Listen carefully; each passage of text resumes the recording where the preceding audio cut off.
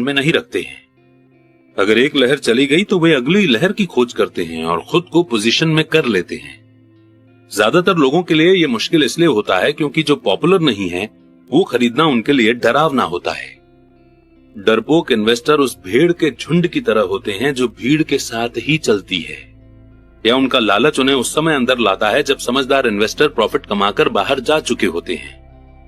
समझदार इन्वेस्टर उस समय शेयर खरीदते हैं जब वो पॉपुलर नहीं होता।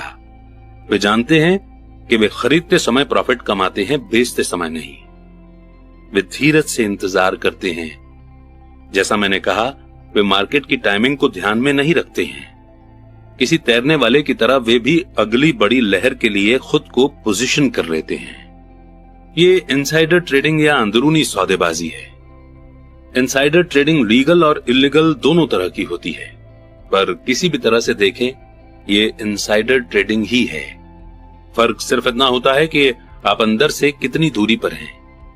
अंदरूनी इंफॉर्मेशन रखने वाले अमीर दोस्तों को बनाए रखने का एक कारण यह भी होता है क्योंकि पैसा यहीं बनाया जाता है।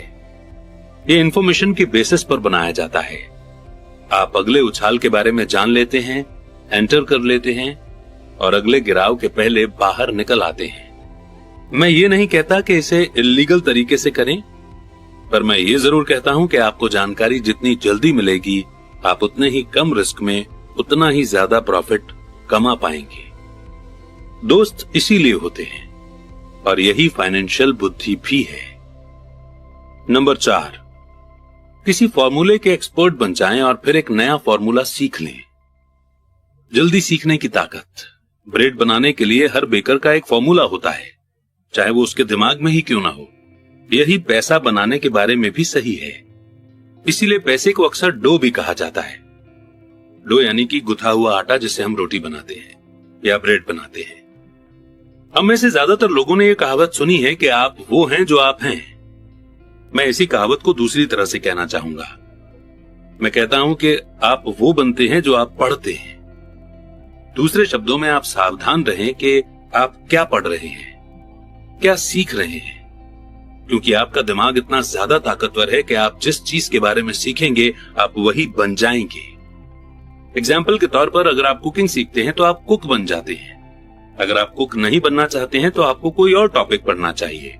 जैसे टीचिंग की स्टडी कर लेने के बाद आप अक्सर टीचर बन सकते हैं और इसी तरह सिलसिला जारी रह सकता है। अपने स्टडी के टॉपिक को सावधानी से चुनें। जब पैसे की बात आती है तो ज्यादातर लोगों के पास वही एक बेसिक फॉर्मूला होता है जो उन्होंने स्कूल में सीखा था, और वो है पैसे के लिए काम करो। दुनिया में सबसे ज्यादा पॉपुलर फॉर्मूला यही है जिसके कारण हर दिन करोड़ों लोग सुबह उठते हैं और उठकर काम पर जाते हैं। पैसे कमाते हैं, बिल चुकाते हैं, चेकबुक को बैलेंस करते हैं, कुछ म्यूचुअल फंड खरीद लेते हैं और फिर से काम पर चले जाते हैं। यही उनका बेसिक फॉर्मूला या नुस्खा है। अगर आप जो कर रहे हैं उससे आप थक गए हैं या आप काफी नहीं कमा रहे हैं तो आपको अपने पैसे बनाने के फॉर्मूले को बदल लेना चाहिए। बहुत समय पहले जब मैं 26 साल का था, मैंने वीकेंड की एक क्लास में हिस्सा लिया जिसका टाइटल था किस तरह रियल एस्टेट फोरक्लोजर्स को खरीदें। मैंने एक फॉर्मूला सीख लिया। अगला कदम था अपने सीखे हुए प्रिंसिपल्स को असली जीवन में आजमा कर देखना। यहां पर ज्यादातर लोग रुक जाते हैं। 3 सालों तक जब मैं जेरोक्स के लिए काम कर रहा था, मैं अपने खाली समय में फोरक्लोजर्स को खरीदने की कला में माहिर होने की कोशिश करता रहा। मैंने उस फॉर्मूले से कई करोड़ डॉलर बनाए हैं, पर आज ये बहुत धीमा फॉर्मूला है और फिर भी बहुत से लोग उसका इस्तेमाल कर रहे हैं।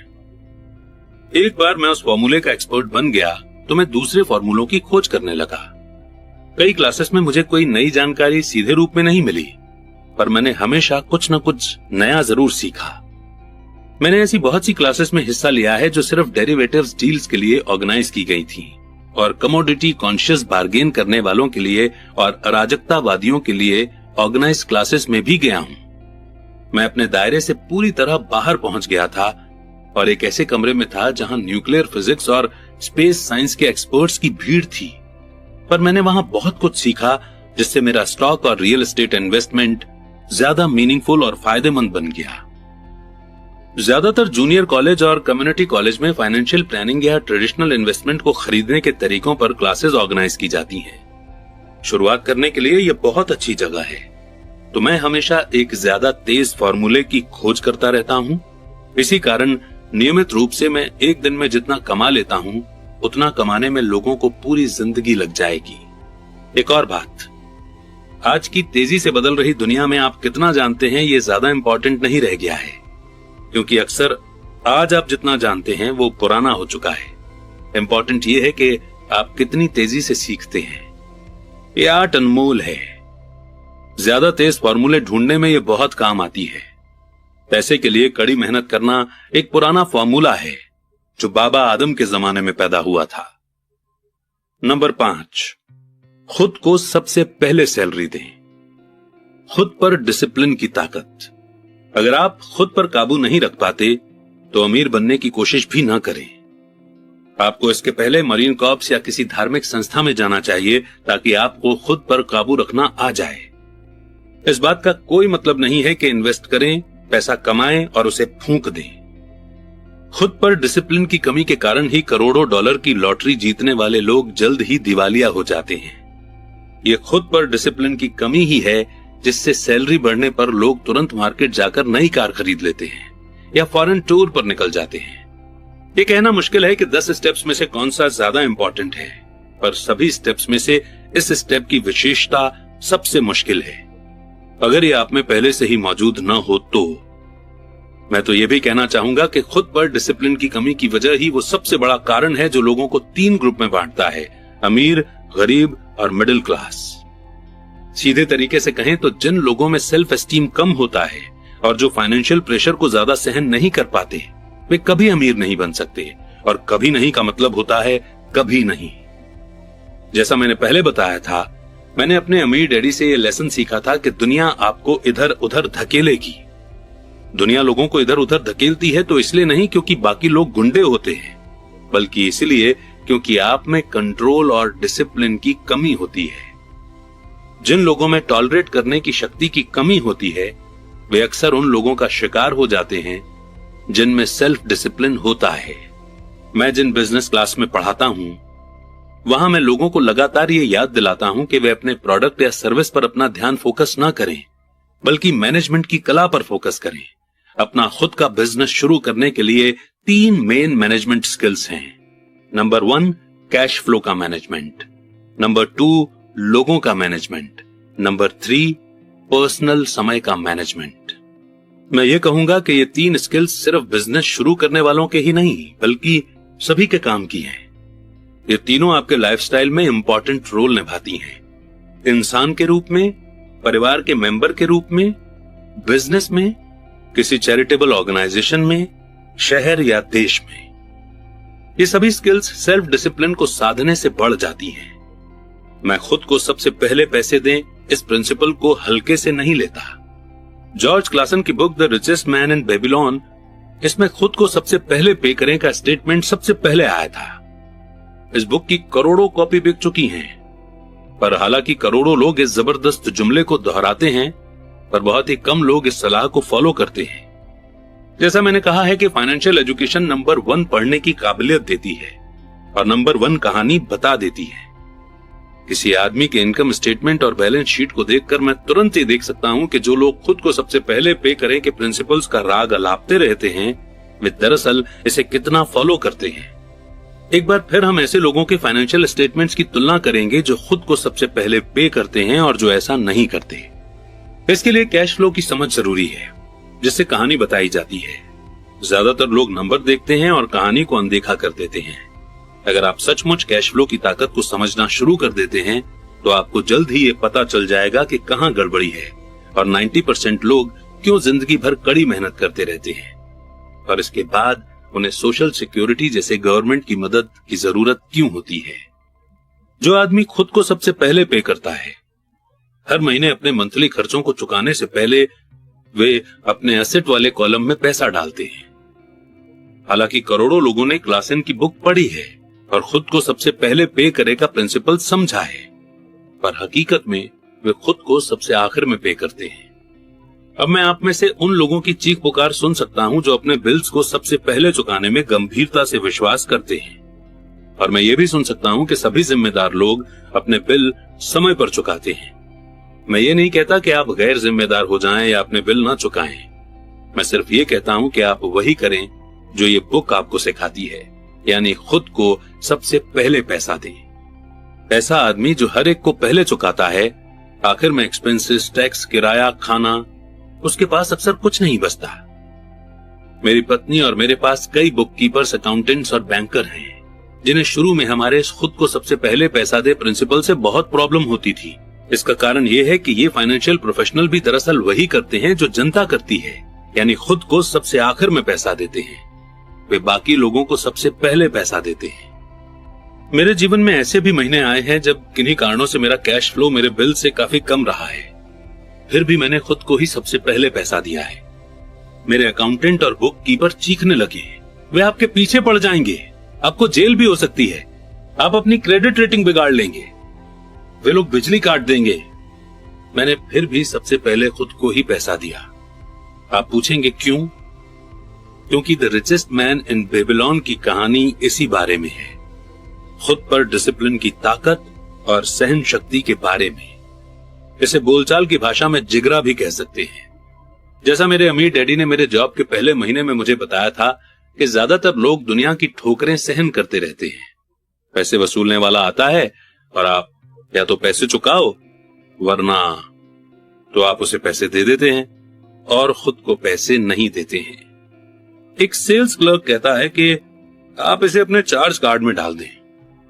आपका रियल एस्टेट एजेंट आपसे कहता है आगे बढ़े चलो, तो घर खरीदने पर गवर्नमेंट आपको टैक्स में एग्जम्पशन देती है। पूरी बुक दरअसल इसी बारे में है। आप में कैश फ्लो के खिलाफ जाने का और अमीर बनने का जिगरा होना चाहिए। हो सकता है कि आप कमजोर ना हो, पर जब पैसे की बात आती है तो कई लोगों का हौसला पस्त होने लगता है। मैं ये नहीं कहता कि आप गैर जिम्मेदार बने। मुझ पर ज्यादा कर्ज नहीं है, क्रेडिट कार्ड का कर्ज भी नहीं, और ऐसा इसलिए है क्योंकि मैं खुद को सबसे पहले पैसे देता हूं। मैं अपनी इनकम को कम से कम इसलिए करता हूं क्योंकि मैं इसे गवर्नमेंट को नहीं देना चाहता। इसलिए आप में से जिन लोगों ने the secrets of the rich नाम का वीडियो देखा होगा, उन्हें मैं ये बता दूं कि मेरी इनकम नेवादा के कॉर्पोरेशन के जरिए मेरे एसेट वाले कॉलम से आती है। अगर मैं पैसे के लिए काम करता तो गवर्नमेंट इसे ले लेती। हालांकि मैं अपने बिल सबसे आखिर में चुकाता हूं, पर मुझ में इतनी फाइनेंशियल समझ है कि मैं किसी मुश्किल में नहीं फंसता हूं। मैं कंज्यूमर लोन को पसंद नहीं करता हूं। मेरे पास इतनी लायबिलिटीज हैं जो 99% लोगों से ज्यादा हैं, पर मैं उन्हें नहीं चुकाता हूं, बल्कि दूसरे लोग मेरी लायबिलिटीज को चुकाते हैं। वे मेरे किराएदार या टेनेंट कहलाते हैं। तो खुद को पैसा देने का रूल यह है कि कभी कर्ज में मत फंसो। हालांकि मैं अपने बिल्स को सबसे आखिरी में चुकाता हूं, पर मैं सिर्फ कुछ अनइम्पोर्टेंट बिल्स ही आखिरी के लिए बचा करके रखता हूं। दूसरी बात यह है कि जब भी मेरे पास पैसा कम होता है, तब भी मैं खुद को ही सबसे पहले पैसे देता हूं। मैं कर्ज देने वालों और गवर्नमेंट को चीखने देता हूं जब वे सख्त होते हैं, तो मुझे अच्छा लगता है। क्यों? क्योंकि ये लोग मुझ पर एक एहसान कर रहे हैं। वे मुझे इंस्पायर कर रहे हैं कि मैं जाऊं और ज्यादा पैसा कमाऊं। तो मैं खुद को सबसे पहले पैसे देता हूं और उस पैसे को इन्वेस्ट कर देता हूं। मेरी पत्नी और मेरी क्रेडिट बहुत अच्छी है। हम सिर्फ प्रेशर में नहीं आते हैं और कर्ज उतारने के लिए अपनी सेविंग्स का इस्तेमाल नहीं करते, ना ही उसके लिए अपने स्टॉक्स को बेचते हैं। इसमें बहुत ज्यादा समझदारी नहीं है। तो जवाब ये है, एक, ऐसे बड़े कर्ज में न फंसें जिसे आपको चुकाना हो। अपने खर्चों को सीमित रखें। अपने एसेट को सबसे पहले बनाएं, फिर बड़ा घर या शानदार कार खरीदें। रैट रेस में फंसे रहना समझदारी नहीं है। 2, जब आपके पास पैसा कम हो तो प्रेशर को बढ़ने दें और अपनी सेविंग्स या इन्वेस्टमेंट को खर्च न करें। उस दबाव को अपनी फाइनेंशियल टैलेंट को मोटिवेट करने के लिए इस्तेमाल करें, ताकि आप ज्यादा पैसा कमाने और अपने बिल्स को चुकाने के नए तरीकों के बारे में सोच सकें। इससे ज्यादा पैसा कमाने की आपकी एबिलिटी भी बढ़ेगी और आपकी फाइनेंशियल बुद्धि भी ज्यादा डेवलप होगी।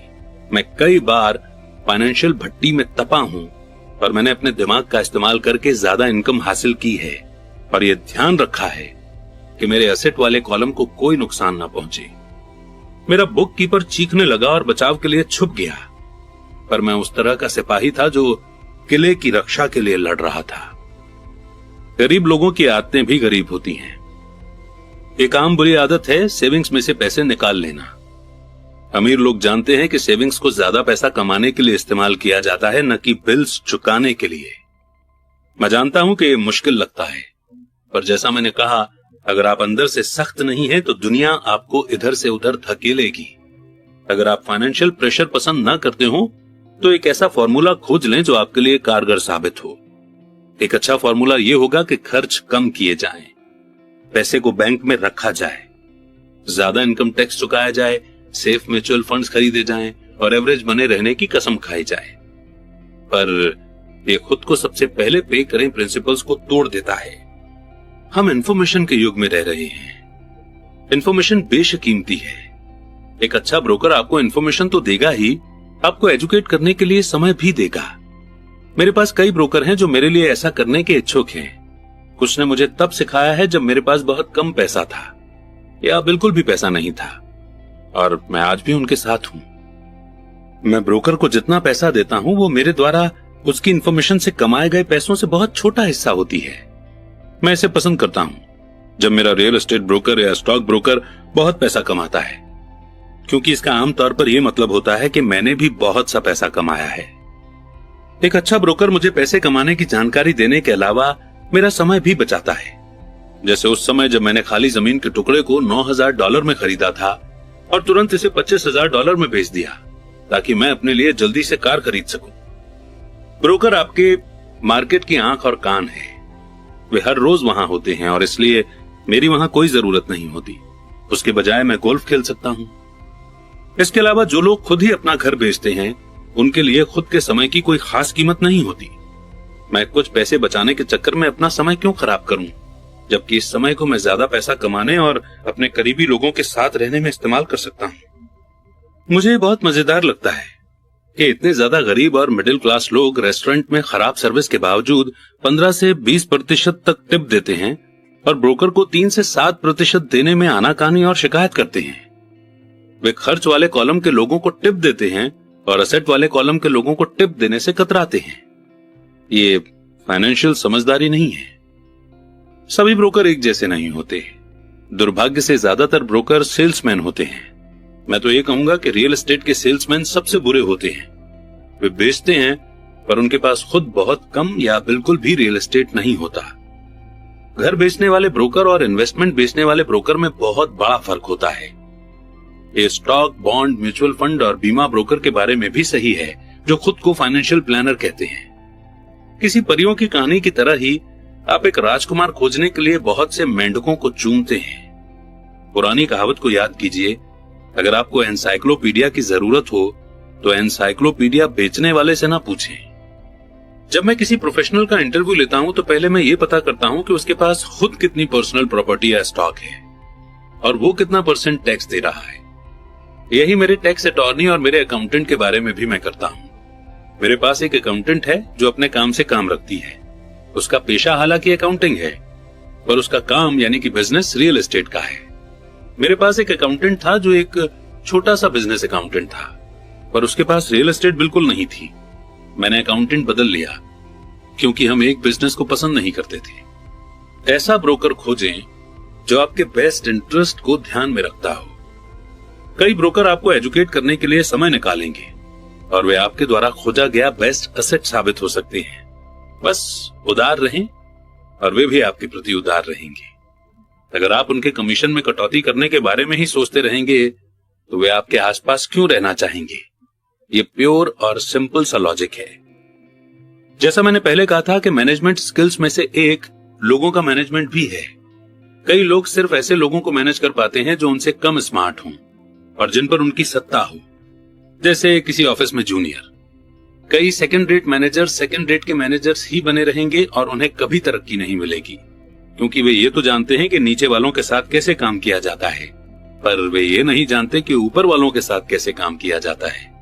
असली स्किल है किसी टेक्निकल फील्ड में अपने से बेटर और ज्यादा स्मार्ट लोगों को मैनेज करना और उन्हें अच्छे पैसे देना। इसीलिए कंपनियों में बोर्ड ऑफ डायरेक्टर्स होते हैं, आपके पास भी होने चाहिए, और ये फाइनेंशियल समझदारी है। नंबर 7, इंडियन दाता यानी कि इंडियन डोनेटर बने। ये बिना कुछ दिए पाने की ताकत है। जब अमेरिका में गोरे लोग गए तो उन्हें अमेरिकन इंडियंस के कल्चर और ट्रेडिशन से झटका लगा। एग्जाम्पल के तौर पर अगर किसी गोरे आदमी को ठंड लगती थी तो इंडियन उसे कंबल दे देते थे।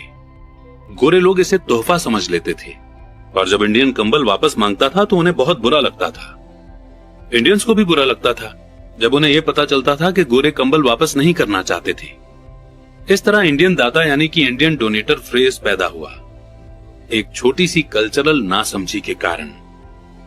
असेट के कॉलम में दुनिया में इंडियन दाता बनना दौलत के लिए बहुत जरूरी है।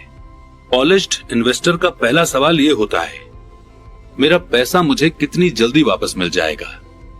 वे ये भी जानना चाहते हैं कि उन्हें मुफ्त में क्या मिल रहा है। इसीलिए इन्वेस्टमेंट पर रिटर्न इतना इंपॉर्टेंट है। एग्जाम्पल के तौर पर मुझे एक छोटा रियल एस्टेट मिला जो मेरे घर से थोड़ी ही दूरी पर था।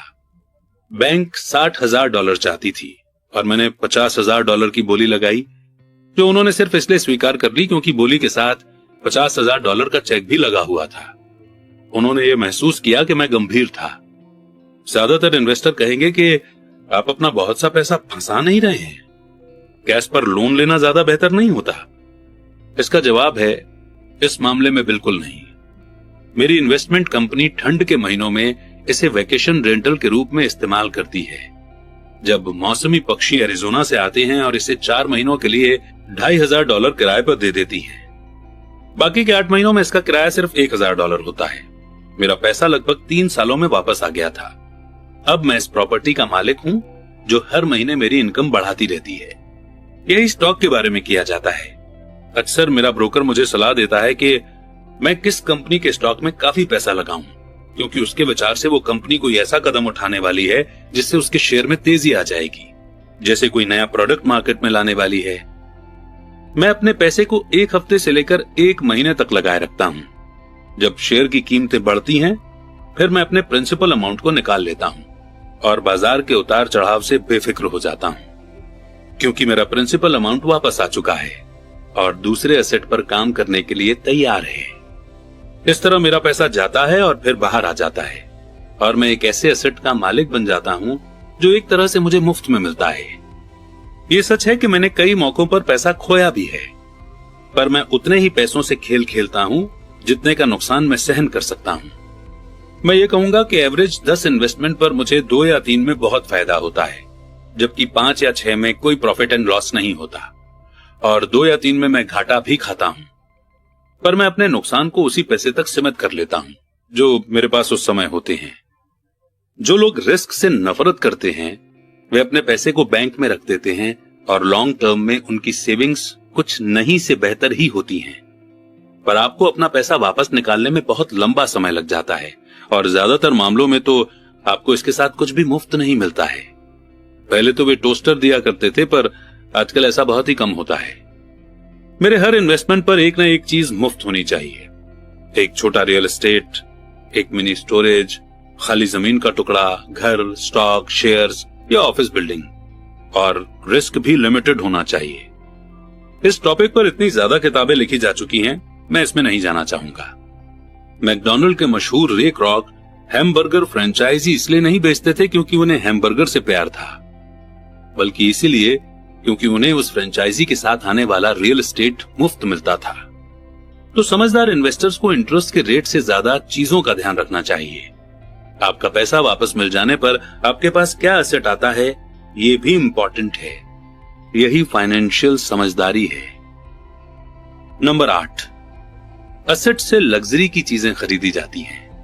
फोकस करने की शक्ति। मेरे एक दोस्त का बेटा बहुत खर्चीला था और उसकी जेब में ऐसा लगता था जैसे छेद हो गया हो। 16 साल की उम्र में उसे अपनी कार चाहिए थी। बहाना यह था कि सभी दोस्तों के मम्मी डैडी ने अपने बच्चों के लिए कार खरीदी है। ये लड़का अपनी सेविंग्स में से पैसे निकालकर कैश में कार खरीदना चाहता था। ऐसे समय में उसके डैडी ने मुझसे सलाह मांगी, आप क्या सोचते हैं कि मुझे उसे ऐसा करने देना चाहिए या मैं भी दूसरे पिताओं की तरह उसे कार खरीद कर दे दूं? इसके जवाब में मैंने कहा, कुछ समय के लिए तो ठीक है, पर लंबे समय के लिए आप उसे क्या सिखा पाएंगे? क्या आप अपने बच्चे की कार पाने की इच्छा से उसे कुछ सीखने के लिए इंस्पायर कर सकते हैं? अचानक उसके दिमाग की बत्तियां जल गई और वो तुरंत घर की तरफ चल पड़ा। 2 महीने बाद मुझे वो दोस्त फिर मिला। क्या तुम्हारे बेटे को अपनी नई कार मिल गई? मैंने पूछा। नहीं, उसे नहीं मिली, पर मैं गया और उसे कार के लिए $3000 दे दिए। मैंने उससे कहा कि वो अपने कॉलेज के पैसे के बजाय मेरे पैसे का इस्तेमाल करे। मैंने कहा, ये तो आपकी उदारता है। नहीं, उस पैसे के साथ एक शर्त भी जुड़ी है। मैंने आपकी सलाह मान ली और उसकी कार खरीदने की इच्छा के साथ सीखने की शर्त भी रखी है। शर्त क्या है? मैंने पूछा। पहले तो हमने आपके कैश फ्लो गेम का सहारा लिया। हमने इसे खेलते हुए पैसे की समझदारी से इस्तेमाल पर एक लंबा विचार विमर्श किया। फिर मैंने उसे वॉल स्ट्रीट की जर्नल की मेंबरशिप दिलवा दी और स्टॉक मार्केट पर कुछ किताबें भी दिलवाई। फिर दिक्कत कहां थी? मैंने उससे कहा कि $3000 उसके हैं, पर वो उनसे सीधे कार नहीं खरीद सकता। वो इनसे स्टॉक खरीद और बेच सकता है, खुद का ब्रोकर ढूंढ सकता है, और एक बार वो इन $3000 के $6000 बना लेता है तो वो अपनी कार खरीद सकता है और बाकी के $3000 उसके कॉलेज फंड में जाएंगे। मैंने पूछा, और इसका नतीजा क्या निकला? वो शुरुआत में किस्मत वाला रहा, पर कुछ दिनों बाद उसने अपने प्रॉफिट की सारी रकम खो दी। तब वो सचमुच इंटरेस्ट लेने लगा। आज चाहे वो $2000 के नुकसान में है, पर उसका इंटरेस्ट बहुत बढ़ गया है। उसने मेरे द्वारा खरीदी गई सारी किताबें पढ़ डाली हैं और ज्यादा किताबों की खोज में लाइब्रेरी भी गया। वो मन लगाकर वॉल स्ट्रीट जर्नल पढ़ता है, सिग्नल्स या इंडिकेटर्स पर नजर रखता है और MTV के बजाय NBC देखता है। उसके पास सिर्फ $1000 बचे हैं, पर उसकी रुचि आसमान को छू रही है। वो जानता है कि अगर वो इस पैसे को खो देगा तो फिर उसे 2 सालों तक अपने पैरों पर ही चलना पड़ेगा, पर उसे इसकी कोई खास चिंता नहीं है। अब उसे कार हासिल करने में ज्यादा इंटरेस्ट नहीं है, क्योंकि उसे एक ऐसा गेम मिल गया है जिसमें उसे ज्यादा आनंद मिलता है। क्या होगा अगर वो सारा पैसा हार जाता है? मैंने पूछा। जब होगा तब देखा जाएगा। मैं तो चाहूंगा कि वो अभी सारा पैसा हार जाए, बजाय इसके कि वो हमारी उम्र में आकर सारा पैसा हारे। और इसके अलावा मैं तो ये मानता हूं कि उसके एजुकेशन पर खर्च किए गए ये बेस्ट $3000 थे। जो वो सीख रहा है वो जिंदगी भर उसके काम आएगा, और वो पैसे की ताकत का सम्मान करना भी सीख गया है। मुझे लगता है कि अब उसकी जेब का छेद बंद हो चुका है। जैसा मैंने खुद को सबसे पहले पे करे वाले सेक्शन में कहा था कि अगर कोई इंसान सेल्फ डिसिप्लिन की ताकत हासिल नहीं कर सकता तो बेहतर यही होगा कि वो कभी अमीर बनने की कोशिश न करे। थ्योरी के हिसाब से एसेट वाले कॉलम से कैश फ्लो डेवलप करने का प्रोसेस आसान नजर आता है, पर इसमें पैसे को दिशा देने की मेंटल सहन शक्ति की जरूरत होती है, जो मुश्किल साबित होता है। बाहरी अट्रैक्शन और लालच के कारण आज खरीदारी की दुनिया में यह ज्यादा आसान हो चला है कि पैसे को पूरा ही उड़ा दिया जाए। कमजोर मानसिक ताकत के कारण ही वो पैसा सबसे कम रेजिस्टेंस वाले रास्ते पर बह जाता है। ये गरीबी और फाइनेंशियल स्ट्रगल का कारण है। मैंने फाइनेंशियल समझदारी का यहाँ एग्जाम्पल इसलिए दिया ताकि पैसे से ज्यादा पैसे कमाने की एबिलिटी को जाना जा सके। अगर हम 100 लोगों को साल के शुरू में $10,000 दे दें तो साल के अंत में क्या होगा? 80 के पास कुछ भी नहीं बचेगा। असल में कई तो ज्यादा कर्ज में दबे होंगे, क्योंकि उन्होंने नई कार, फ्रिज, टीवी, VCR या छुट्टियों के लिए कैश पैसा दिया होगा। 16 ने उस $10,000 को 5 से 10% बढ़ाया होगा। 4 ने इसे $20,000 या लाखों तक बढ़ाया होगा। हम किसी प्रोफेशन को सीखने के लिए स्कूल जाते हैं ताकि हम पैसे के लिए काम कर सकें। मेरे विचार में यह सीखना भी इम्पोर्टेंट होता है कि पैसे से अपने लिए काम कैसे करवाया जाता है। मैं भी हर इंसान की तरह लग्जरी चीजों को पसंद करता हूं। फर्क यह है कि कई लोग इन चीजों को कर्ज लेकर खरीदते हैं। ये पड़ोसियों से मुकाबला करने का जाल है। जब मैं कार खरीदना चाहता था तब आसान रास्ता यही था कि मैं अपने बैंकर को बुलाकर लोन ले लेता, पर मैंने लायबिलिटी वाले कॉलम को बढ़ाने के बजाय एसेट वाले कॉलम पर फोकस रखा। अब तो मुझे आदत पड़ चुकी है कि मैं अपने खर्च की इच्छा से इंस्पायर होता हूं कि किस तरह उसके लिए एक्स्ट्रा पैसे जुटा सकूं।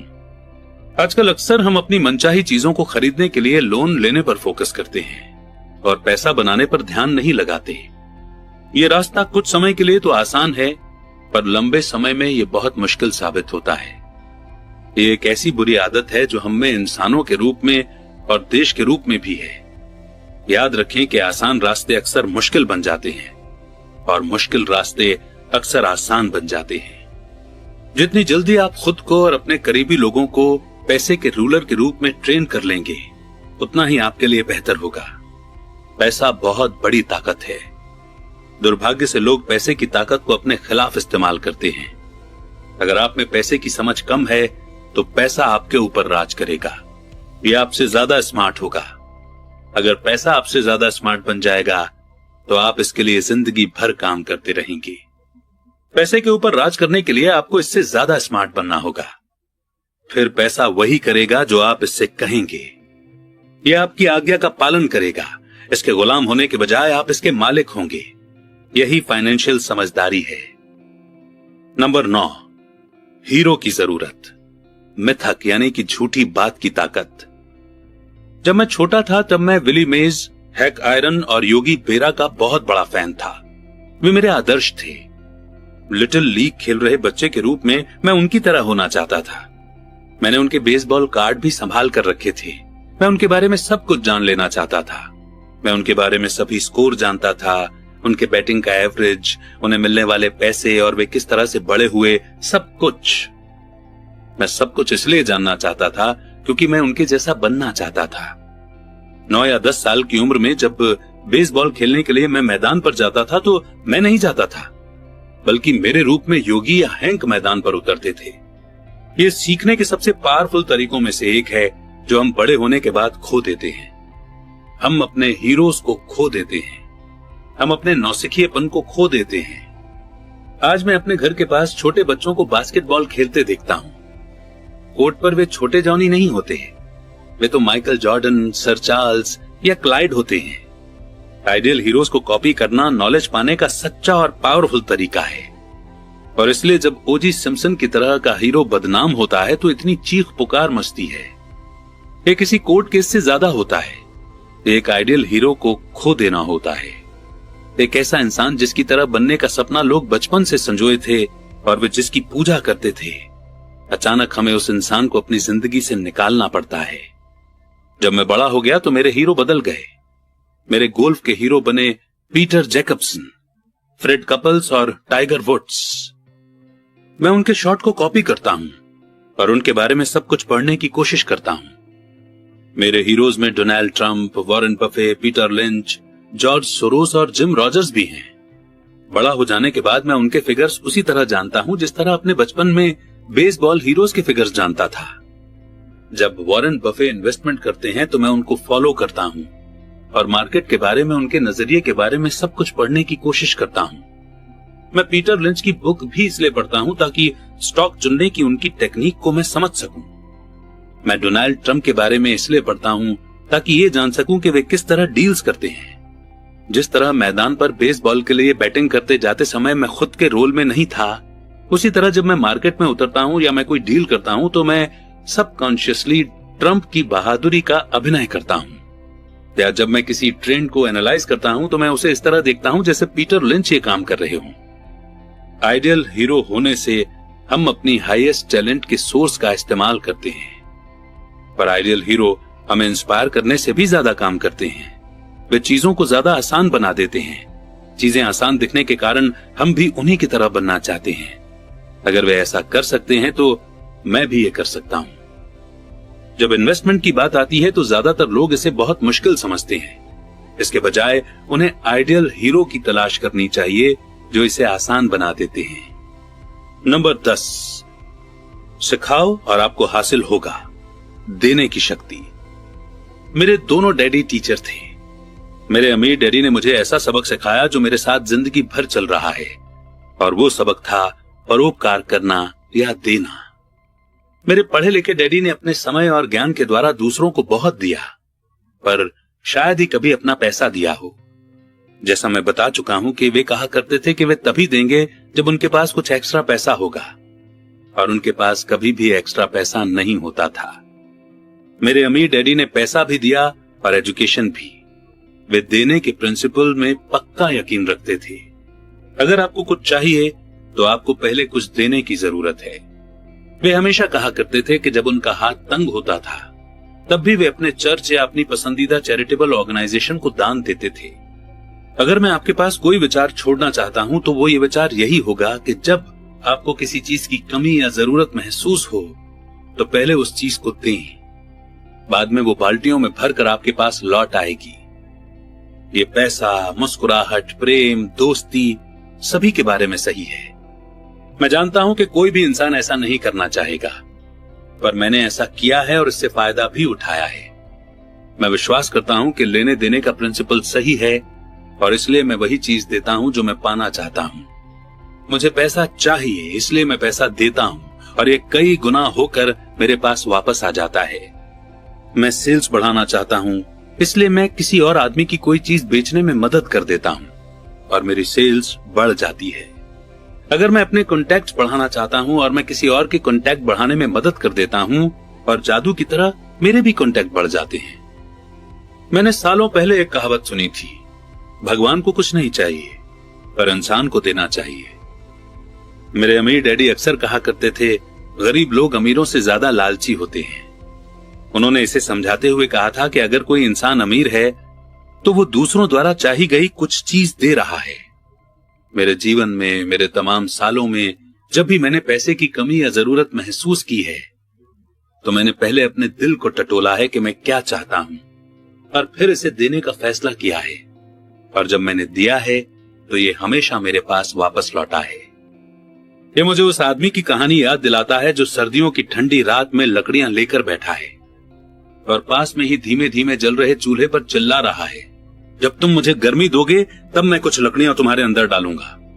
और जब पैसे, प्रेम, सुख, सेल्स और कॉन्टैक्ट्स की बात आती है तो हर इंसान को यही याद रखने की जरूरत है कि जो आप चाहते हैं पहले आप उसे दें और ये कई गुना होकर आपके पास लौट आएगा। कई बार यही सोचने का प्रोसेस कि मैं क्या चाहता हूं और इसे किसी और को किस तरह दे सकता हूं, मेरे अंदर उदारता का भाव आने लगता है। जब भी मैं ये देखता हूं कि लोग मेरी तरफ देखकर नहीं मुस्कुरा रहे हैं तो मैं आराम से मुस्कुराना और हेलो करना शुरू कर देता हूं और जादू की तरह मेरे आसपास अचानक बहुत से मुस्कुराने वाले जमा हो जाते हैं। ये सच है कि आपकी दुनिया सिर्फ आपका दर्पण है। तो मैं इसलिए कहता हूं कि सिखाओ और आपको मिलेगा। मैंने पाया है कि मैं सीखने वालों को जितनी गंभीरता से जितना ज्यादा सिखाता हूं, मैं भी उतना ही ज्यादा सीखता हूं। अगर आप पैसे के बारे में सीखना चाहते हैं तो इसे किसी और को सिखाएं। ऐसा करने से आपके दिमाग में बहुत से नए विचारों और फॉर्मूलों की बाढ़ आ जाएगी। ऐसे भी समय आए हैं जब मैंने दिया है और कुछ भी वापस नहीं लौटा, या जो मुझे मिला वो मैं नहीं चाहता था। पर करीबी जांच और सेल्फ एनालिसिस से मुझे पता चला कि उन मामलों में मैं देने के लिए नहीं दे रहा था बल्कि पाने के लिए दे रहा था। मेरे डैडी ने टीचर्स को सिखाया और वे एक मास्टर टीचर बन गए। मेरे अमीर डैडी ने यंग लोगों को अपना बिजनेस करने का तरीका सिखाया। मैं पीछे पलट कर देखता हूं कि ये सीखने वालों की अपनी नॉलेज के प्रति उदारता ही थी जिसके कारण वे ज्यादा स्मार्ट बन गए। इस दुनिया में ऐसी ताकतें हैं जो हमसे ज्यादा स्मार्ट हैं। आप वहां खुद अपने दम पर पहुंच सकते हैं, पर उन ताकतों की मदद से वहां पहुंचना ज्यादा आसान होता है। आपको बस करना इतना ही है कि आप उदार हो जाएं और वे ताकतें भी आपके प्रति उदार हो जाएंगी। और एक से बढ़कर एक लेसन्स देता हुआ चैप्टर 9 यहीं पर रुकता है। चैप्टर नंबर 10, और ज्यादा चाहिए। कुछ काम जो आपको करने चाहिए। हो सकता है कि कई लोग मेरे 10 स्टेप से संतुष्ट ना हो। उनकी नजर में ये फिलॉसफी ज्यादा है और इसमें काम की बातें कम है।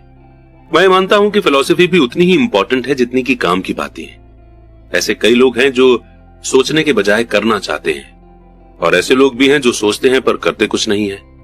मैं यही कहूंगा कि मैं दोनों तरह के लोगों का कॉम्बिनेशन हूं। मैं नए विचारों को पसंद करता हूं और मैं काम करना भी पसंद करता हूं। तो उन लोगों के लिए जो किस तरह शुरू करें के बारे में कुछ बातें जानना चाहते हैं, मैं शॉर्ट में कुछ ऐसी बातें बताऊंगा जो मैं करता हूं। आप जो कर रहे हैं वो करना बंद कर दें। दूसरे शब्दों में, छुट्टी लें और ये असेस करें कि कौन सी चीज काम आ रही है और कौन सी चीज काम नहीं आ रही है। पागलपन की डेफिनेशन यही है कि आप वही चीज करते चले जाएं और अलग रिजल्ट की उम्मीद करें।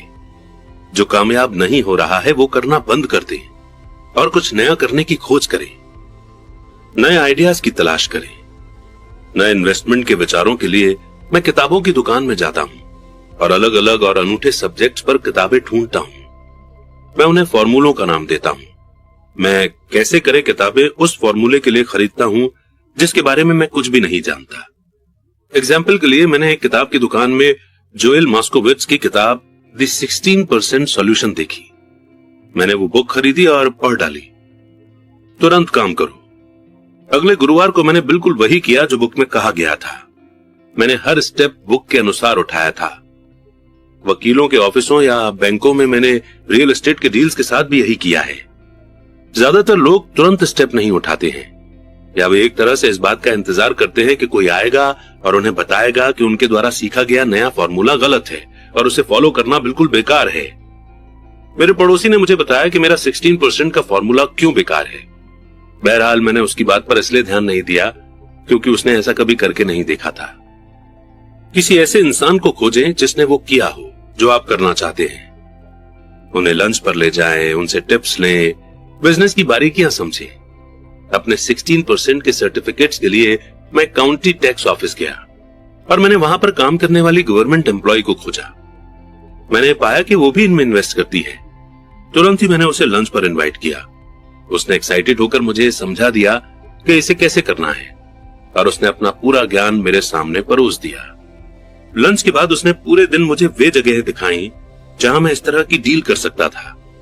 अगले दिन तक मैंने उसकी मदद से 2 बड़ी प्रॉपर्टी को पा लिया था और मैं तब से उन पर 16% के रेट से इंटरेस्ट कमा रहा हूं। मुझे बुक पढ़ने में 1 दिन लगा, स्टेप उठाने में 1 दिन लगा, लंच में 1 घंटा लगा और 2 बड़े डील्स करने में सिर्फ 1 दिन लगा। क्लासेस में हिस्सा लें और कोर्सेज खरीदें। मैं न्यूज़पेपर में नई और इंटरेस्टिंग क्लासेस की खबर खोजता रहता हूं। इनमें से कई तो मुफ्त होती हैं या उनकी फीस भी बहुत कम होती है। मैं जो सीखना चाहता हूं उस टॉपिक पर मैं महंगे सेमिनार्स में भी जाता हूं। मैं इसलिए अमीर हूं और मुझे इसलिए जॉब करने की कतई जरूरत नहीं है क्योंकि मैंने इस तरह के कोर्सेज में हिस्सा लिया है। मेरे कुछ दोस्त हैं जो मुझे ये बताया करते हैं कि इस तरह के प्रोग्राम में हिस्सा लेकर मैं अपना समय और पैसा दोनों बर्बाद कर रहा हूं। वे आज भी वही काम कर रहे हैं। हमेशा ऑफर देते रहें। जब भी मैं कोई रियल एस्टेट की प्रॉपर्टी चाहता हूं तो मैं कई प्रॉपर्टीज देखता हूं और आमतौर पर एक ऑफर लिख देता हूं। अगर आप नहीं जानते कि सही ऑफर क्या होना चाहिए तो ये मैं भी नहीं जानता। ये तो रियल एस्टेट एजेंट का काम है। वे ऑफर बना देते हैं, मैं कम से कम काम करता हूं। मेरी एक दोस्त चाहती थी कि मैं उसे अपार्टमेंट हाउस खरीदना सिखाऊं। एक शनिवार को वो, उसका एजेंट और मैं गए और हमने 6 अपार्टमेंट हाउस देखे। 4 तो घटिया थे पर 2 अच्छे थे। मैंने उससे कहा कि वो सभी 6 पर ऑफर लिखे और मालिकों द्वारा मांगी गई कीमत से आधी का ऑफर दे। ये सुनते ही उसे और उसके एजेंट को दिल का दौरा पड़ते पड़ते बचा। उनके हिसाब से ये बदतमीजी होती और इससे मकान मालिकों को बुरा लग सकता था, पर मैं असल में नहीं सोचता कि एजेंट इतना हार्डवर्क करना चाहता था। इसलिए उन्होंने कुछ नहीं किया और वे एक बेहतर सौदे की तलाश में चले गए। उन्होंने कभी कोई ऑफर नहीं दिया और वो आज भी सही कीमत पर सही डील के लिए भटक रही है। आप नहीं जानते कि सही कीमत क्या है जब तक कि सौदा करने के लिए आपके सामने दूसरी पार्टी न हो। ज्यादातर बेचने वाले बहुत ज्यादा कीमत मांगते हैं। ये बहुत कम ही होता है कि कोई बेचने वाला असल में ऐसी कीमत मांगे जो रियल वैल्यू से कम हो। इस कहानी से हमें यह सीख मिलती है कि हमें ऑफर देना चाहिए। जो लोग इन्वेस्टर नहीं होते उन्हें समझ नहीं होती कि कोई चीज बेचना कितना मुश्किल होता है। मेरे पास एक रियल एस्टेट की प्रॉपर्टी थी जिसे मैं महीनों से बेचना चाहता था।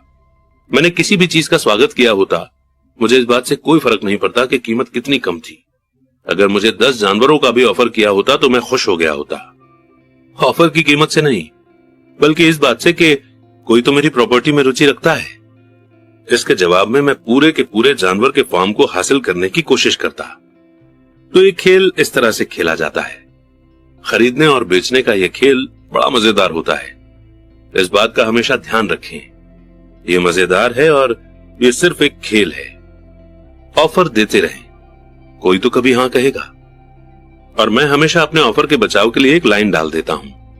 रियल एस्टेट में मैं हमेशा अपने ऑफर में लिखता हूं कि बिजनेस पार्टनर की सहमति के बाद ही यह समझौता फाइनल माना जाएगा। मैं ये कभी नहीं बताता कि मेरा बिजनेस पार्टनर कौन है। ज्यादातर लोग ये नहीं जानते कि मेरी बिजनेस पार्टनर मेरी बिल्ली है। अगर वे ऑफर को मान लेते हैं और मैं सौदा नहीं करना चाहता तो मैं घर फोन लगाता हूं और अपनी बिल्ली से बात कर लेता हूं। मैं ये अजीबोगरीब किस्सा इसलिए बता रहा हूं ताकि आप ये जान सकें कि ये खेल कितना आसान है। ज्यादातर लोग चीजों को बहुत ज्यादा कॉम्प्लेक्स बना देते हैं और उन्हें काफी गंभीरता से लेते हैं। एक अच्छा सौदा खोजना या सही बिजनेस ढूंढना, सही लोग या सही इन्वेस्टर ढूंढना दरअसल डेटिंग की तरह ही है। आपको मार्केट में जाना होता है और बहुत से लोगों से बात करनी होती है और बहुत से ऑफर देने होते हैं। कई ऑफरों का जवाब देना होता है, चर्चा करनी होती है, एक्सेप्ट या रिजेक्ट करना होता है। मैं जानता हूं कि ऐसे भी कई अकेले लोग होते हैं जो घर पर बैठकर फोन की घंटी बजने का इंतजार करते रहते हैं। पर जब तक आप सिंडी क्रॉफर्ड या टॉम क्रूज नहीं हो, मैं सोचता हूं कि आपके लिए बेहतर तो यही होगा कि आप मार्केट में जाएं, चाहे सुपरमार्केट में ही चले जाएं, खोजें, ऑफर दें, रिजेक्ट करें, बार्गेनिंग करें और एक्सेप्ट करें। यह जिंदगी में हर चीज के बारे में रिपीट किया जाने वाला प्रोसेस है। महीने में एक बार किसी फिक्स जगह से 10 मिनट तक जॉगिंग करते हुए या टहलते हुए या गाड़ी चलाते हुए निकले। मैंने अपने कुछ बेहतरीन रियल एस्टेट इन्वेस्टमेंट तो जॉगिंग करते समय ही खोजे हैं। मैं 1 साल तक किसी भी फिक्स दायरे में जॉगिंग करता था। मैं बदलाव को देखता रहता था। किसी भी डील में फायदे के लिए 2 एलिमेंट का होना जरूरी है, एक तो डील और दूसरा बदलाव। हालांकि सौदे तो बहुत से होते हैं, पर बदलाव को भांप लेने से सौदा एक फायदेमंद मौके में बदल जाता है। इसलिए जब मैं जॉगिंग करता हूं तो मैं जॉगिंग करने के लिए ऐसी जगह चुनता हूं जहां मैं इन्वेस्ट करना चाहता हूं। बार बार उसी जगह के चक्कर लगाने से मैं वहां हो रहे छोटे छोटे बदलावों को देख सकता हूं। मैं ऐसे रियल एस्टेट के साइन बोर्ड को भी भांप लेता हूं जो वहां लंबे समय से लगे हुए हैं। इसका मतलब ये होता है कि बेचने वाला सौदा करने के लिए बहुत ज्यादा इच्छुक होगा। मैं जाते हुए ट्रकों को भी देखता रहता हूं और आते हुए ट्रकों पर भी नजर लगाए रहता हूं। मैं रुककर ड्राइवरों से बात करता हूं। मैं पोस्टमैन से भी बात करता हूं। उन्हें अपने इलाके के बारे में गजब की जानकारी होती है। मैं एक बुरा इलाका खोज लेता हूं, खासकर ऐसा इलाका जहां लोग किसी बुरी खबर से डरे हुए होते हैं। मैं वहां साल में कई बार ये देखने के लिए चक्कर लगाता हूं कि सुधार के लक्षण कहां नजर आ रहे हैं। मैं रिटेलर से बात करता हूं, खासकर नए दुकानदारों से, और उनसे पूछता हूं कि वे इस इलाके में क्यों आए हैं। इसके लिए महीने में कुछ मिनट का समय देना होता है और मैं इसे तब करता हूं जब मैं एक्सरसाइज कर रहा होता हूं या इसी तरह का कोई दूसरा काम कर रहा होता हूं, जैसे स्टोर आने या जाने का काम। स्टॉक के मामले में मुझे पीटर लिंच की बुक बीटिंग द स्ट्रीट इसलिए बहुत पसंद है क्योंकि इसमें ऐसे स्टॉक को चुनने का फॉर्मूला दिया गया है जिनकी कीमत बढ़ने वाली है। मैंने पाया है कि कीमत बढ़ने के प्रिंसिपल हर जगह एक जैसे होते हैं, चाहे वो रियल एस्टेट हो, स्टॉक हो या म्यूचुअल फंड हो। नया पालतू कुत्ता हो, नया घर हो, नया जीवन साथी हो या लॉन्ड्री के डिटर्जेंट पर बार्गेनिंग हो, प्रोसेस लगभग वही रहता है। आपको यह जानने की जरूरत होती है कि आप किसकी तलाश कर रहे हैं और इसके बाद आपको उसे तलाशना होता है। कस्टमर हमेशा गरीब क्यों रहेंगे? जब सुपरमार्केट में कोई सेल लगती है, जैसे टॉयलेट पेपर की, तो कस्टमर दौड़कर स्टॉक इकट्ठा कर लेते हैं। जब स्टॉक मार्केट में सेल लगती है, जिसे आमतौर पर क्रैश या उतार या सुधार कहा जाता है, तो कस्टमर इससे दूर भाग जाते हैं। जब सुपरमार्केट अपनी कीमतें बढ़ा देता है तो कस्टमर कहीं और जाकर खरीदारी करते हैं। जब स्टॉक मार्केट अपनी कीमतें बढ़ा देता है तो कस्टमर खरीदना शुरू कर देते हैं। सही जगहों पर खोजें। मेरे पड़ोसी ने कॉन्डोमिनियम यानी कि रियल एस्टेट $1 लाख में खरीदा। मैंने उसके बगल में वैसा ही कॉन्डोमिनियम $50,000 में खरीदा। उसने मुझे बताया कि वो कीमतों के बढ़ने का इंतजार कर रहा है। मैंने उससे कहा कि फायदा खरीदते समय होता है, न कि बेचते समय। उसने एक ऐसे रियल एस्टेट ब्रोकर को चुना था जिसकी खुद की कोई प्रॉपर्टी नहीं थी। मैंने एक बैंक के फोरक्लोजर डिपार्टमेंट की मदद ली थी। मैंने एक क्लास में $500 की फीस देकर यह सीखा था कि ऐसा कैसे किया जा सकता है। मेरे पड़ोसी का विचार था कि रियल एस्टेट के इन्वेस्टमेंट की क्लास के लिए $500 की फीस बहुत महंगी थी। उसने कहा कि उसके पास न तो इतने पैसे हैं और न ही समय, इसलिए अब वो कीमत बढ़ने का इंतजार कर रहा है। मैं पहले तो उन लोगों की तलाश करता हूं जो खरीदना चाहते हैं, फिर मैं उस आदमी को ढूंढता हूं जो बेचना चाहता है। मेरा एक दोस्त एक जगह प्लॉट ढूंढ रहा था। उसके पास पैसा था पर समय नहीं था। मैंने भी ढूंढना शुरू किया और मुझे अपने दोस्त की जरूरत से बड़ा जमीन का टुकड़ा मिल गया। मैंने इसे एक ऑप्शन के साथ जोड़ दिया। अपने दोस्त को फोन किया और उसे इसका ऑफर दिया। उसे जमीन का छोटा टुकड़ा चाहिए था, इसलिए मैंने उसकी जरूरत का टुकड़ा उसे बेच दिया और जरूरत खरीद ली। जमीन का बाकी बचा टुकड़ा मैंने मुफ्त ही अपने पास रख लिया। इस कहानी से हमें यह सीख मिलती है कि खरीदो और उसे टुकड़ों में बांट दो। ज्यादातर लोग अपनी हैसियत के मुताबिक सामान की खोज करते हैं, इसलिए वे कम सामान की ज्यादा कीमत चुकाते हैं। छोटे विचार वाले लोगों को बड़े मौके नहीं मिलते। इसलिए अगर आप ज्यादा अमीर बनना चाहते हैं तो पहले बड़े विचारों को सोचना शुरू करें।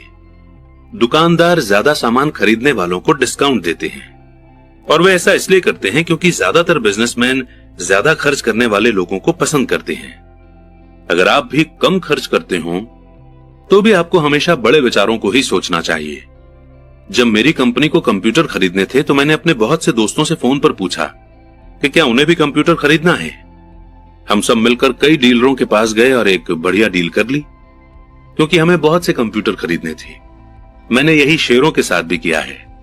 छोटे लोग हमेशा छोटे ही रहेंगे क्योंकि उनकी सोच छोटी है। अकेले काम करें या फिर काम ही ना करें। इतिहास से सीखें। स्टॉक एक्सचेंज की सभी बड़ी कंपनियां छोटी कंपनियों के रूप में शुरू हुई थीं। कर्नल सैंडर्स तब तक अमीर नहीं हुए थे जब तक 60 साल की उम्र में उन्होंने अपना सब कुछ नहीं गंवा दिया था। बिल गेट्स 30 साल से भी कम उम्र में दुनिया के सबसे अमीर लोगों में से एक हैं। एक्टिव होना हमेशा इनएक्टिव होने को हरा देता है। मैं मौके की पहचान के लिए कुछ चीजें हैं जो करता आया हूं और अब भी कर रहा हूं। इनमें से सबसे इंपॉर्टेंट शब्द हैं किया और करो। जैसा इस बुक में कई बार दोहराया जा चुका है, असेट के रिवॉर्ड को पाने से पहले आपको एक्टिव होना पड़ेगा। तो काम पर जुट जाएं अभी से ही। और इन्हीं कुछ लर्निंग्स के साथ में चैप्टर 10 यहीं पर समाप्त होता है। एक बार फिर से मैं यही कहूंगा कि इस चैप्टर की जितनी भी लर्निंग्स हैं उन्हें नोट कर लें, क्योंकि अब हम बढ़ेंगे कंक्लूजन की ओर। सिर्फ $7,000 में कॉलेज की एजुकेशन। रॉबर्ट कियोसाकी यानी कि इस बुक के ऑथर कहते हैं कि अब जब ये बुक खत्म हो रही है और छपने जा रही है, मैं आपके साथ अपना एक आखिरी विचार बांटने जा रहा हूं। इस बुक को लिखने का खास कारण लोगों को यह सिखाना था कि किस तरह पैसे की समझ से जिंदगी की आम प्रॉब्लम को सुलझाया जा सकता है। फाइनेंशियल ट्रेनिंग के बिना हम उन्हीं घिसे पिटे फॉर्मूलों के सहारे जिंदगी काट देते हैं, जैसे कड़ी मेहनत करो, बचाओ, उधार लो और बहुत ज्यादा टैक्स चुकाओ। आज हमें ज्यादा समझदारी की जरूरत है। मैं नीचे दी हुई कहानी को एक ऐसे फाइनेंशियल प्रॉब्लम के अंतिम एग्जाम्पल के रूप में पेश कर रहा हूं जिससे कई परिवार आज जूझ रहे हैं। आप अपने बच्चों के लिए किस तरह अच्छी एजुकेशन का इंतजाम कर सकते हैं और अपने खुद के रिटायरमेंट के लिए पैसा इकट्ठा कर सकते हैं। इसी गोल को पाने के लिए कड़ी मेहनत के बजाय फाइनेंशियल बुद्धि का इस्तेमाल किस तरह किया जा सकता है, ये इसी का एग्जाम्पल है। मेरा एक दोस्त एक दिन अपना दुखड़ा रो रहा था कि 4 बच्चों की कॉलेज की पढ़ाई के लिए पैसों की बचत करना कितना मुश्किल था। वो हर महीने एक म्यूचुअल फंड में $300 जमा कर रहा था और अब तक उसने लगभग $12,000 जमा कर लिए थे। उसे अपने बच्चों को कॉलेज भेजने के लिए $4 लाख की जरूरत थी। उसके पास इसे जमा करने के लिए 12 साल थे, क्योंकि उसका सबसे बड़ा बच्चा तब 6 साल का था। ये 1991 की बात थी और उस समय फिनिक्स का रियल एस्टेट मार्केट दुर्दशा में था। लोग अपना घर बार बेचने में लगे थे। मैंने अपने साथी को सुझाया कि उसके पास म्यूचुअल फंड में जो पैसा जमा है उसके कुछ हिस्से से वो एक घर खरीद ले। ये विचार उसे कुछ जम गया और हम इस संभावना पर विचार करने लगे। उसकी मेन चिंता यही थी कि एक और घर खरीदने के लिए उसके बैंक में क्रेडिट नहीं था और उसके पास इतना कैश नहीं था। मैंने उसे भरोसा दिलाया कि किसी प्रॉपर्टी को फाइनेंस करवाने के लिए बैंक के पास जाने के अलावा दूसरे रास्ते भी होते हैं। हमने 2 हफ्तों तक एक मकान खोजा, एक ऐसा घर जो हमारी सारी जरूरतों को पूरा करता हो। चुनने के लिए यानी कि चूज करने के लिए हमारे पास बहुत से घर थे, इसलिए हमें शॉपिंग में मजा भी बहुत आ रहा था। आखिरकार हमने एक अच्छे मोहल्ले में 3 बेडरूम और 2 बाथरूम वाला घर पसंद किया। मालिक उसी दिन घर बेचना चाहता था, क्योंकि वो और उसका परिवार कैलिफोर्निया जा रहे थे, जहां उसकी जॉब उसका इंतजार कर रही थी। वो $1,02,000 चाहता था, पर हमने उसे $79,000 का ऑफर दिया। उसने तुरंत इसे मंजूर कर लिया। उस घर पर एक नॉन क्वालिफाइंग लोन था, जिसका मतलब यह था कि कोई बिना जॉब वाला आदमी भी उसे बैंकर के अप्रूवल के बिना खरीद सकता था। मकान मालिक पर $72,000 का कर्ज बाकी था। मेरे दोस्त को सिर्फ बचे हुए $7,000 का इंतजाम करना था, जो कि कर्ज की रकम और खरीदने की राशि का फर्क था, यानी कि लोन के अमाउंट से माइनस किया हुआ amount. $79,000 minus $72,000 is equal to $7,000। जैसे ही मालिक ने घर खाली किया, मेरे दोस्त ने मकान किराए पर उठा दिया। सारा खर्च निकालने के बाद, जिसमें लोन की इंस्टॉलमेंट भी शामिल थी, उसकी जेब में हर महीने 125 यानी कि $125 आने लगे। उसका प्लान था कि वो मकान को 12 साल तक अपने पास रखे और हर महीने मिलने वाले एक्स्ट्रा $125 का इस्तेमाल करके जल्दी से जल्दी कर्ज उतार दे। हमने अनुमान लगाया कि 12 सालों में कर्ज का एक बड़ा हिस्सा चुक जाएगा और जब उसका पहला बच्चा कॉलेज जाएगा तो उसके पास हर महीने $800 की इनकम होगी। अगर उसकी मकान की कीमत बढ़ जाती है तो वो घर को बेच भी सकता था। 1994 में फिनिक्स रियल एस्टेट मार्केट अचानक से बदल गया और उसे उसी घर के लिए उसके किराएदार ने $1,56,000 यानी कि $1,56,000 का ऑफर दिया, जो उस घर में रहता था और उसे पसंद करने लगा था। एक बार फिर उसने मुझसे पूछा कि इस बारे में मैं क्या सोचता हूं और मैंने कहा कि वो इसे 1031 टैक्स फ्री एक्सचेंज के आधार पर बेच दे। अचानक ही उसके पास लगभग $80,000 एक्स्ट्रा आ गए। मैंने ऑस्टिन टेक्सास में अपने एक और दोस्त को फोन किया, जिसने इस एक्स्ट्रा पैसे को एक मिनी स्टोरेज फैसिलिटी में लगा दिया। 3 महीने के अंदर उसे हर महीने लगभग $1,000 के चेक मिलने लगे, जिसे वो कॉलेज म्यूचुअल फंड में जमा करने लगा, जो अब बहुत तेजी से बढ़ रहा था। 1996 में मिनी वेयर हाउस बिक गया और उसे लगभग $3,30,000 का चेक मिला, जो उसने एक नए प्रोजेक्ट में लगा दिए, जिससे उसे हर महीने $3,000 से ज्यादा इनकम होने लगी, जो उसके कॉलेज म्यूचुअल फंड में जाने लगी। अब उसे पूरा विश्वास है कि उसका $400,000 का गोल आसानी से हासिल हो जाएगा। इसके लिए उसे शुरुआत में सिर्फ $7,000 और थोड़ी सी फाइनेंशियल बुद्धि का इस्तेमाल करना पड़ा। उसके बच्चों को अब उतनी अच्छी एजुकेशन मिल सकती है जो वो हासिल करना चाहते हैं और वो अपने ओरिजिनल कैपिटल का इस्तेमाल अपने रिटायरमेंट के लिए कर सकता है, जो अभी उसने सी कॉर्पोरेशन में इन्वेस्ट की हुई है। इस सक्सेसफुल इन्वेस्टमेंट स्ट्रेटेजी के कारण अब वो जल्दी ही रिटायरमेंट ले सकता है। इस बुक को सुनने के लिए धन्यवाद। मुझे आशा है कि इससे आपको कुछ फाइनेंस से रिलेटेड नॉलेज मिली होगी कि किस तरह पैसे की ताकत का इस्तेमाल किया जाए, पैसा आपके लिए काम करे। आज हमें बचे रहने के लिए भी पैसे की समझ की जरूरत है। ये विचार कि पैसा बनाने के लिए पैसे की जरूरत होती है, फाइनेंशियल रूप से ना समझ लोगों का विचार होता है। इसका यह मतलब नहीं है कि वे समझदार नहीं है। इसका मतलब सिर्फ इतना है कि उन्होंने पैसा बनाने की स्किल अभी नहीं सीखी है। पैसा सिर्फ एक थॉट है। अगर आप पैसा कमाना चाहते हैं तो सिर्फ अपने थॉट्स को बदल लें। हर सेल्फ मेड आदमी ने छोटे स्केल पर एक थॉट से शुरुआत की थी और बाद में इसे बड़ा किया था। यही इन्वेस्टमेंट के बारे में भी अप्लाई होता है।